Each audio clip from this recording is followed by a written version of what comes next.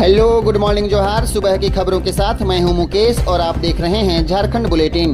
वक्त हो चला है झारखंड की ताज़ा खबरों से रूबरू होने का।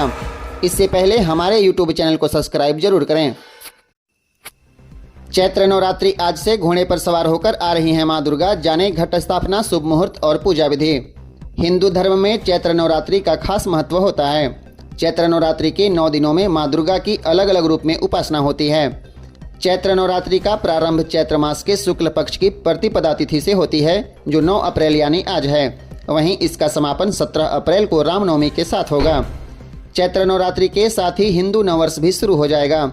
धार्मिक मान्यताओं की माने तो नवरात्रि के दौरान मां दुर्गा पृथ्वी लोक पर आती हैं। उनका आगमन विशेष वाहनों से होता है।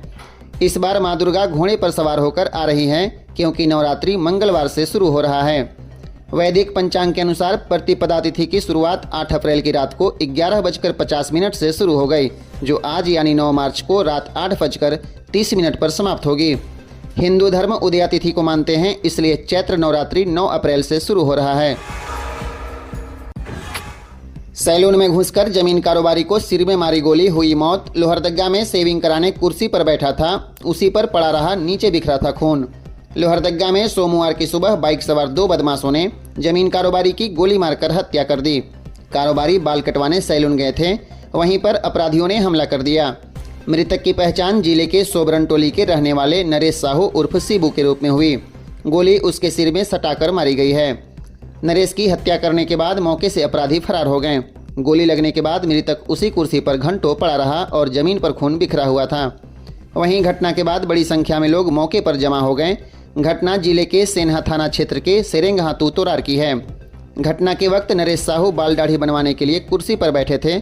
उसी समय बाइक सवार 2 लोग दुकान में घुसे और नरेश के सिर में गोली मारकर फरार हो गए।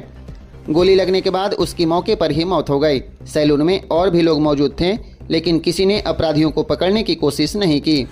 खबरों में आगे बढ़ने से पहले हमारे यूट्यूब चैनल को सब्सक्राइब जरूर करें। ईडी ऑफिस जाने से पहले अंबा प्रसाद ने लॉन्च किया वीडियो सॉन्ग जिया हर्षाए। बड़कागांव विधायक अंबा प्रसाद सोमवार को ईडी ऑफिस जाने से पहले रांची के प्रेस क्लब में प्रेस कॉन्फ्रेंस आयोजित कर एक वीडियो सॉन्ग जिया हर्षाए लॉन्च किया है। अंबा प्रसाद ने बताया कि सीमित संसाधन में यह गाना रिकॉर्ड किया गया है। यह प्रकृति पर्वत सरहुल पर बनाया गया है। इस गाने में अंबा प्रसाद ने अपनी आवाज़ दी है। इसके साथ ही इस वीडियो में बतौर कलाकार काम भी किया है। अंबा ने बताया कि इस गाने को 1 घंटे में रिकॉर्ड किया गया। वहीं इस वीडियो को गेतलसूद डैम में 1 दिन में रिकॉर्ड किया गया है। इसमें स्थानीय कलाकारों ने काम किया है। ईडी के समन के सवाल पर अंबा प्रसाद ने कहा कि आज वह ईडी ऑफिस जा रही हैं। उन्होंने कहा कि कुछ किया ही नहीं है, इसलिए चेहरे पर सिकन नहीं है। ईडी के आज जो भी सवाल होंगे उनका जवाब देंगी। झारखंड कांग्रेस में लोकसभा चुनाव के टिकट को लेकर सस्पेंस बरकरार। 11 से 12 अप्रैल को प्रत्याशियों की घोषणा संभव। झारखंड प्रदेश कांग्रेस में लोकसभा चुनाव के टिकट को लेकर किचकिच और सस्पेंस बरकरार है।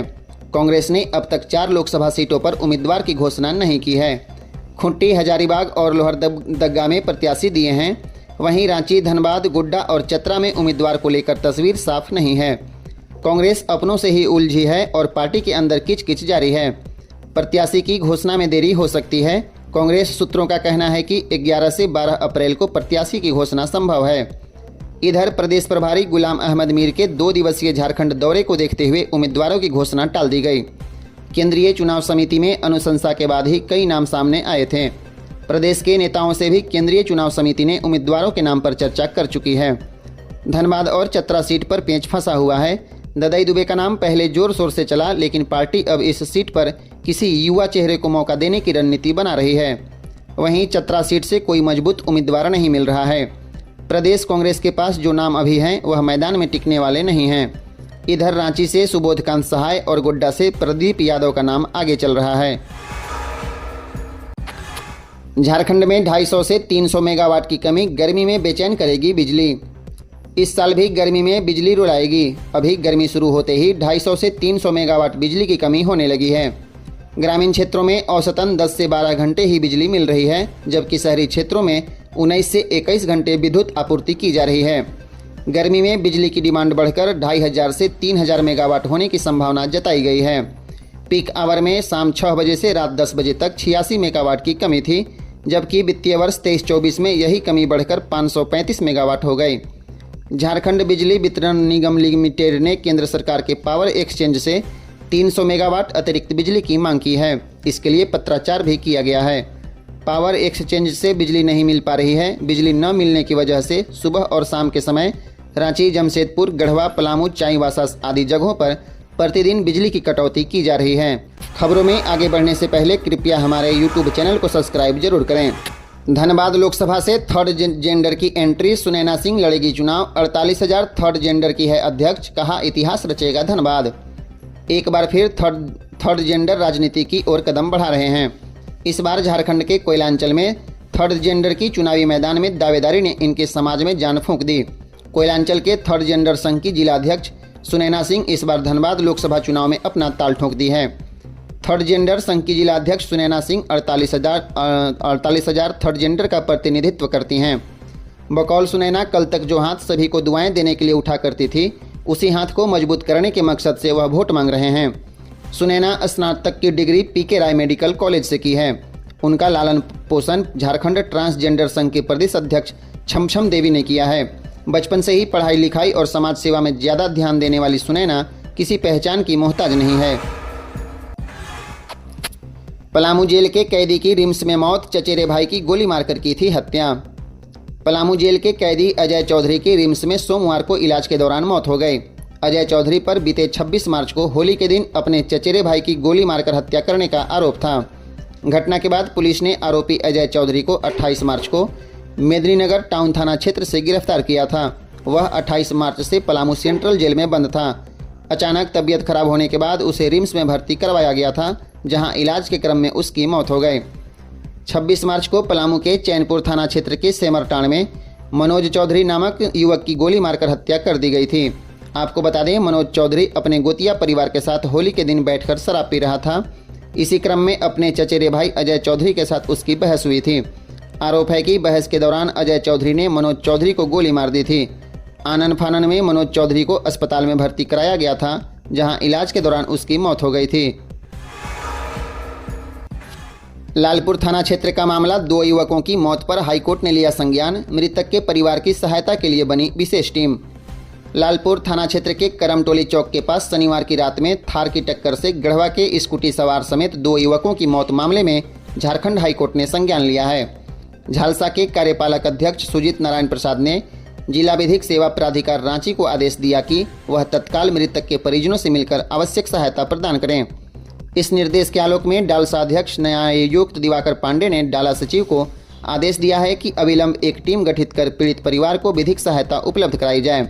इस पर एक टीम भी बनी है, जिसमें डालसा सचिव Rakesh Ranjan, deputy chief legal and defence council Rajesh Kumar Sinha और पीएनवी अनीता देवी हैं। टीम ने मृतक के परिवार से रिम्स में मुलाकात की और उन्हें दी जाने वाली विधिक सहायता, सरकारी योजनाओं और मोटर एक्सीडेंट क्लेम ट्रिब्यूनल के तहत केस दाखिल करने के लिए विधिक सहायता के बारे में भी बताया है। झारखंड में शिक्षा विभाग का बड़ा एक्शन, इस मामले में शिक्षकों को मिल गया नोटिस, 3 का वेतन रुका। सरकारी स्कूलों में संचालित प्रयास सह प्रोजेक्ट इम्पैक्ट की वस्तु स्थिति की पड़ताल के लिए जिलों के भ्रमण में की गई पदाधिकारियों की राज्य स्तरीय टीम ने 4 जिलों में शिक्षकों के विरुद्ध कड़ी कार्रवाई की है। इसके तहत टीम ने गुमला के 23 शिक्षकों को नोटिस भेजकर आवश्यक कार्रवाई करने और गुमला, पलामू एवं जामताड़ा के एक शिक्षक का वेतन रोकने की अनुशंसा की गई है। झारखंड शिक्षा परियोजना के निदेशक आदित्य रंजन के निर्देश पर 24 पदाधिकारियों के नेतृत्व में 3-3 सदस्यीय टीम विभिन्न जिलों में सरकारी स्कूलों का औचक निरीक्षण कर रही है।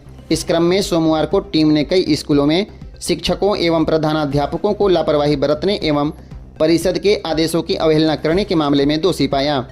टीम के निर्देश पर गुमला के 23 शिक्षकों को ई विद्या वाहिनी पोर्टल में नियमित बायोमेट्रिक उपस्थिति दर्ज नहीं करने के मामले में शो कॉज नोटिस जारी किया गया है।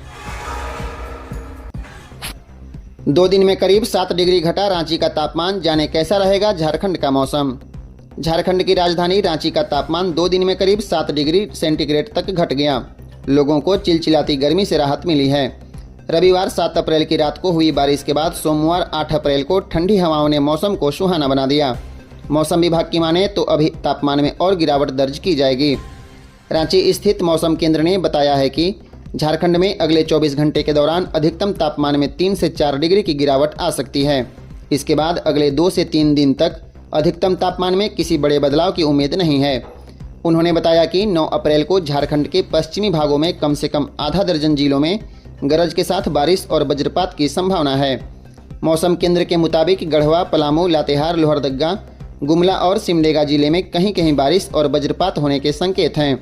10 अप्रैल को झारखंड के दक्षिणी हिस्सों के साथ साथ मध्य भागों में भी कुछ जगहों पर गरज के साथ बारिश होगी। वज्रपात भी होने की संभावना जताई गई है। इसके बाद 11 अप्रैल को भी राज्य के दक्षिणी और मध्य भागों में कहीं कहीं गरज के साथ बूंदाबांदी हो सकती है। वज्रपात होने की भी संभावना है। इस दौरान 30 से 40 किलोमीटर की रफ्तार से तेज हवाओं का झोंका चल सकता है। कोर्ट की फटकार, ट्रैफिक एसपी ने सड़क से अतिक्रमण हटवाया, उनके जाते ही सज गई दुकानें, जाम में फंसे रहे वाहन। रांची में ट्रैफिक जाम और अतिक्रमण को लेकर हाईकोर्ट की फटकार के बाद ट्रैफिक पुलिस लगातार अभियान तो चला रही है, लेकिन यह सिर्फ आईवास ही साबित हो रहा है। ट्रैफिक पुलिस ने रविवार को मेन रोड में अतिक्रमण करने वालों के विरुद्ध अभियान चलाया। ट्रैफिक एसपी के मोर्चा संभालते ही सड़क पर बाजार लगाने वाले गायब हो गए। न ठेला खोमचा वाले दिखे और न ही सड़क पर चादर बिछाकर दुकान लगाने वाले। करीब 2 घंटे तक चले अभियान के दौरान ट्रैफिक एसपी ने मेन रोड के अलग अलग इलाके में घूम घूम कर लोगों से सड़क पर अतिक्रमण न करने की अपील भी की। पुलिस कर्मियों को अतिक्रमण रोकने के लिए कई निर्देश भी दिए, लेकिन उनके जाते ही नज़ारा फिर से पहले वाला ही हो गया। सड़क पर दुकानें ही नहीं, पूरी बाजार सज गई। सड़क पर मेला सा नज़ारा बन गया। दुकानों पर खरीदारी के लिए लोगों की भीड़ उमड़ पड़ी। इस कारण डेली मार्केट से लेकर फिराया लाल चौक तक जाम लग गया। वाहन सड़क पर रेंगने लगे। झारखंड में 37 गैर मान्यता प्राप्त राजनीतिक दल लड़ेंगे चुनाव, आयोग ने जारी की सूची। झारखंड से 37 निबंधित गैर मान्यता प्राप्त राजनीतिक दल इस बार लोकसभा चुनाव में हिस्सेदारी करेंगे। चुनाव आयोग ने इसकी सूची जारी की है। निबंधित गैर मान्यता प्राप्त राजनीतिक दलों में आम आवाम विकास मोर्चा, नौजवान संघर्ष मोर्चा, मानव मुक्ति मोर्चा, झारखंड मुक्ति मोर्चा, उलगुलान समेत 37 के नाम शामिल हैं। इसके अलावा चुनाव आयोग ने बहुजन शक्ति, झारखंड जन मोर्चा, झारखंड जनाधिकार मंच और झारखंड वनांचल कांग्रेस को डीलिस्टेड किया है।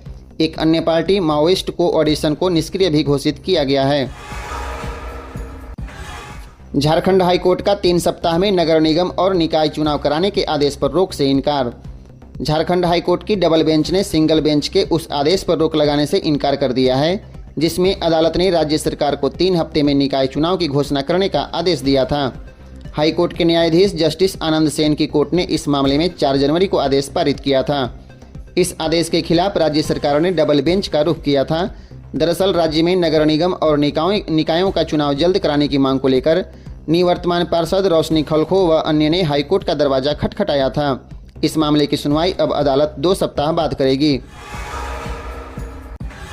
ढुल्लू महतो की कानूनी नोटिस को सरयू ने कचरे में फेंका। निर्दलीय विधायक ने कहा, हिम्मत है तो कोर्ट जाएं, कांग्रेस मदद की तो धनबाद से लड़ेंगे चुनाव। धनबाद लोकसभा क्षेत्र से भाजपा के घोषित प्रत्याशी ढुल्लू महतो ने निर्दलीय विधायक सरयू राय को मानहानि का नोटिस भेजा है। इस नोटिस पर सरयू राय ने कहा, मैंने उनका नोटिस कचरे के डब्बे में फेंक दिया। अगर हिम्मत है तो कोर्ट का दरवाजा खटखटाएं। सरयू राय ने कहा कि अगर हम धनबाद से लोकसभा चुनाव लड़ेंगे तो जीत सुनिश्चित है। वहां की जनता चाहती है कि मैं चुनाव लड़ूं। कांग्रेस सहयोग करेगी तो हम ज्यादा वोट के अंतर से चुनाव जीतेंगे। फर्जीवाड़ा मामले में 13 साल बाद आया फैसला। क्लर्क और 2 सहायक शिक्षकों को कोर्ट ने किया बरी। 70,000 अवैध निकासी का मामला। जमशेदपुर के मानगो उलडीह स्थित आदिवासी जन कल्याण उच्च विद्यालय में गबन के मामले में 13 साल बाद फैसला आया है। कोर्ट ने अपना फैसला सुनाते हुए आरोपी क्लर्क वीर सिंह कुंकल और सहायक शिक्षक रमन कुमार घोष और मनोहर कुमार घोष को बरी कर दिया। अधिवक्ता चंद्रभूषण ओझा ने बताया कि इस मामले में विद्यालय के सचिव सर्वेश्वर मुर्मू ने 6 जुलाई 2011 को कोर्ट में शिकायतवाद में स्कूल के यूको बैंक के खाते से लगभग 70,000 रुपये की अवैध निकासी की शिकायत की थी। हालांकि सर्वेश्वर मुर्मू ने कोर्ट में ऐसा कोई साक्ष्य नहीं प्रस्तुत किया जिससे यह गबन साबित हो पाए। साक्ष्य के अभाव में ही कोर्ट ने आरोपियों को बरी कर दिया। विधायक अंबा प्रसाद और उनके भाई अंकित पहुंचे ईडी ऑफिस, पूछताछ जारी। बड़कागांव विधायक अंबा प्रसाद और उनके भाई अंकित राज सोमवार को ईडी ऑफिस पहुंचे, जिसके बाद दोनों से ईडी के अधिकारियों के द्वारा पूछताछ की जा रही है। इससे पहले दोनों ईडी के समक्ष उपस्थित नहीं हुए थे और ईडी से 15 दिनों का समय मांगा था। ईडी के द्वारा समय नहीं दिए जाने पर सोमवार को दोनों ईडी के समक्ष उपस्थित हुए। इससे पहले 3 अप्रैल को ईडी ने अंबा के पिता और पूर्व मंत्री योगेंद्र साव से पूछताछ की थी।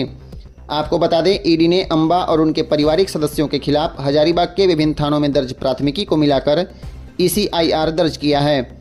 इसमें रंगदारी, लेवी वसूली, बालू का अवैध व्यापार सहित अन्य आरोप लगाए गए हैं। ECIR दर्ज करने के बाद ईडी ने 12 मार्च को अंबा प्रसाद, योगेंद्र साव सहित उनके रिश्तेदारों और करीबी लोगों के 20 ठिकानों पर छापा मारा था।